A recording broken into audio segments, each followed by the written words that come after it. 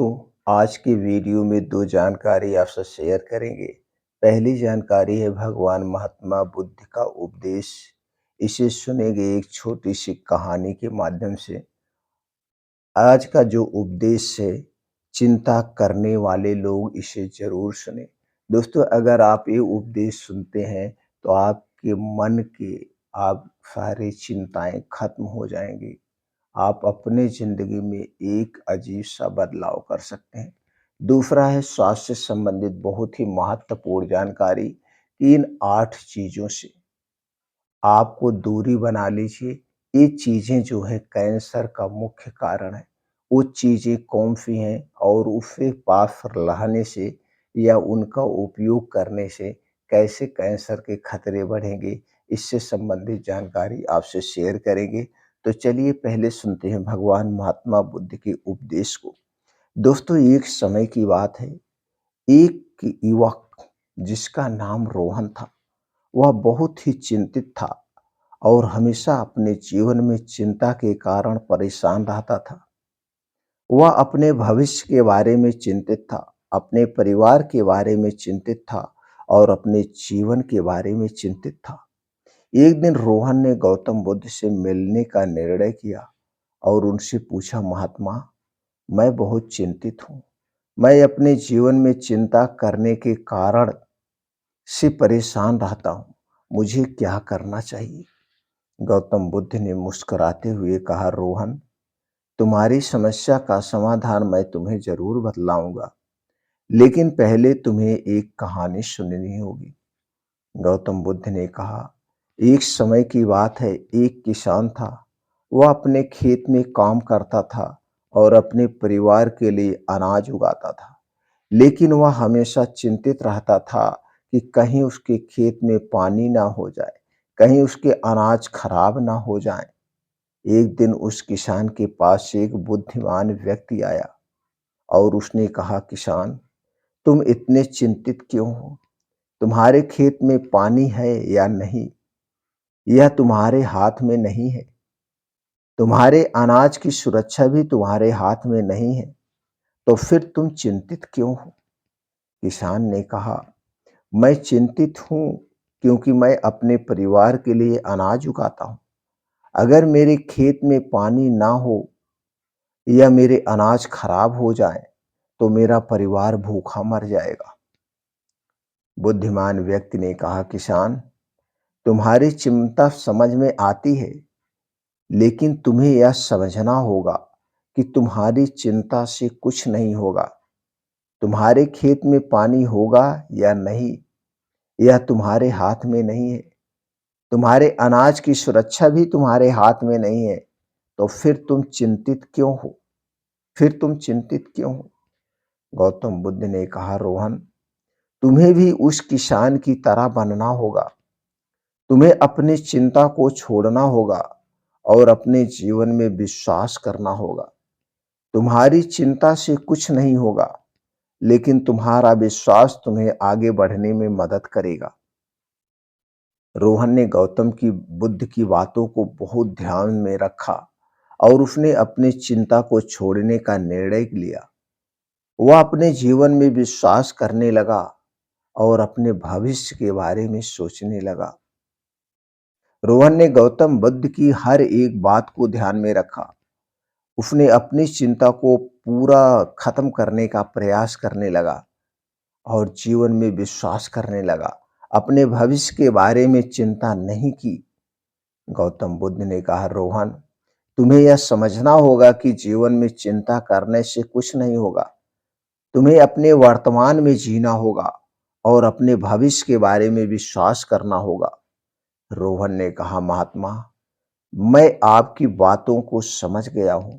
मैं अपनी चिंता को छोड़ दूंगा और अपने जीवन में विश्वास करूंगा। गौतम बुद्ध ने कहा, रोहन, तुम्हारा यह निर्णय तुम्हें आगे बढ़ने में मदद करेगा। तुम्हारी चिंता तुम्हें कभी खुश नहीं रख सकती थी, लेकिन तुम्हारा विश्वास तुम्हें हमेशा खुश रख सकता है। इस तरह रोहन ने अपनी चिंता को छोड़ दिया और अपने जीवन में विश्वास करने लगा। वह अपने भविष्य के बारे में चिंतित नहीं हुआ और अपने वर्तमान में जीने लगा। वर्तमान में काम करने लगा और वर्तमान से खुश होने लगा। दोस्तों, इस कहानी हमें यह सिखाती है कि जीवन में चिंता करने से कुछ नहीं होगा। हमें अपने वर्तमान में जीना होगा। हमें अपने भविष्य के बारे में विश्वास करना होगा। चिंता हमें कभी खुश नहीं रख सकती है। विश्वास हमें हमेशा खुश रख सकता है। हमें अपनी चिंता को छोड़ना होगा। हमें अपने जीवन में विश्वास करना होगा। अगर हम ये 7 बातें ध्यान में बैठा लिए, समझ गए तो दोस्तों हम कभी चिंता में नहीं रहेंगे। हम पूरी ज़िंदगी चिंता मुक्त हो जाएँगे। दोस्तों, छोटी-सी कहानी से आपको क्या सीख मिली? हमें कमेंट सेक्शन में ज़रूर बताइएगा। अगर आपको लगता है कि ये कहानी हर घर तक पहुँचनी चाहिए, हर चिंता करने वाले के पास पहुँचनी चाहिए, तो इसे ज़रूर शेयर करिए दोस्तों। अगर आप हमसे जुड़ना चाहते हैं, इसी तरह से भगवान महात्मा बुद्ध के और उपदेश को सुनना चाहते हैं, तो दोस्तों चैनल को सब्सक्राइब कर लीजिए, बेल आइकॉन का बटन ऑन कर दीजिए, जिससे हर एक वीडियो की नोटिफिकेशन आपको मिलती रहे। चलिए दोस्तों, उन कुछ चीज़ों के बारे में जानते हैं, जो कि कैंसर का सबसे बड़ा मुख्य कारण बन सकती है। उसमें से पहली चीज़ है दोस्तों धूम्रपान। धूम्रपान का सेवन करने से फेफड़े, मुंह, गले और अन्य प्रकार के कैंसर हो सकते हैं। जैसा कि दोस्तों आज के समय में कैंसर एक महामारी का रूप ले रहा है। दोस्तों, अगर इन चीज़ों का आप सेवन करते हैं तो तुरंत छोड़ दीजिए। अगर आप सेवन नहीं करते हैं तो अति उत्तम है, इनसे दूरी बना लीजिए। भविष्य में इनको अपना सबसे बड़ा दुश्मन मान लीजिए। दूसरी चीज़ें हैं दोस्तों अधिक शराब का पीना। दोस्तों, शराब का सेवन करने से लीवर, स्तन, किडनी, आंतें, इगोफेगस जैसे बहुत सारे कैंसर होते हैं। इसलिए दोस्तों शराब जो है हमारे पैसे को बर्बाद करती है, हमारे परिवार से दूर रखती है और समाज में दोस्तों हमें घृणित दृष्टि से देखा जाता है। हमें शराबी कहा जाता है। इसलिए हमें कभी भी शराब को छूना तक नहीं चाहिए। शराब को भी अपना सबसे बड़ा दुश्मन मान लीजिए। अगली चीज़ है दोस्तों अस्वस्थ आहार। आज के समय में आज के समय में दोस्तों अस्वस्थ आहार जैसे कि ज़्यादा वसा वाले खाद्य पदार्थ, कम फाइबर वाले खराब खाद्य पदार्थ और प्रसंस्कृत खाद्य पदार्थ कैंसर के खतरे को बढ़ा सकते हैं।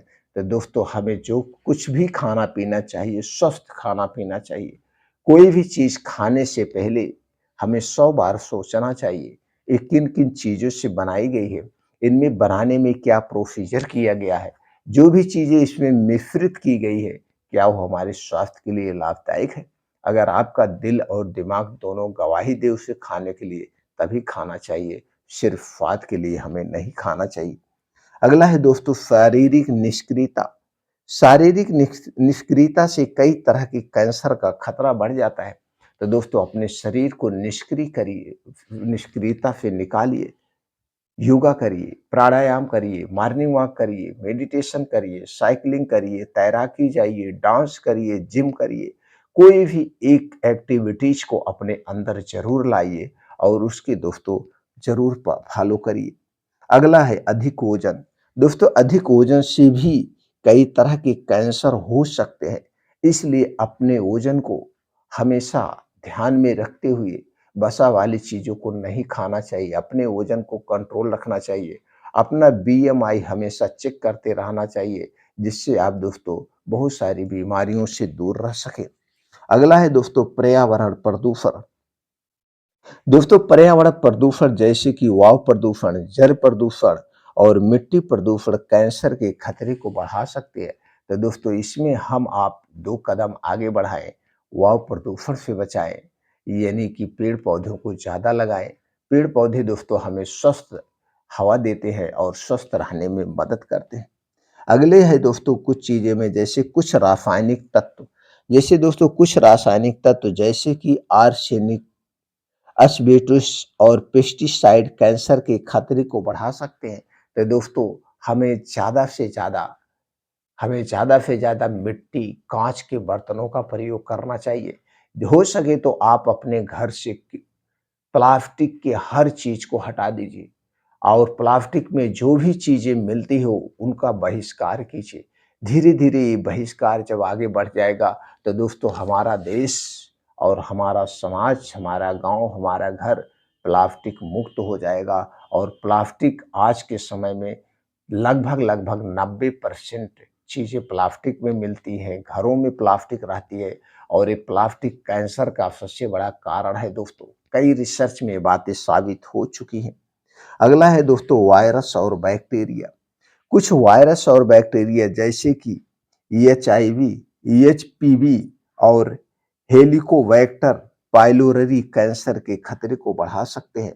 तो दोस्तों यह ध्यान रखना महत्वपूर्ण है कि कैंसर के खतरे को कम करने के लिए स्वस्थ जीवन शैली अपनाना और नियमित स्वास्थ्य जांच कराना बहुत जरूरी है। तो दोस्तों जब भी आपको आपके शरीर में कुछ डिसबैलेंस लगे, कुछ इधर उधर लगे, तो तुरंत दोस्तों उससे संबंधित जो भी जाँचें हों करानी चाहिए।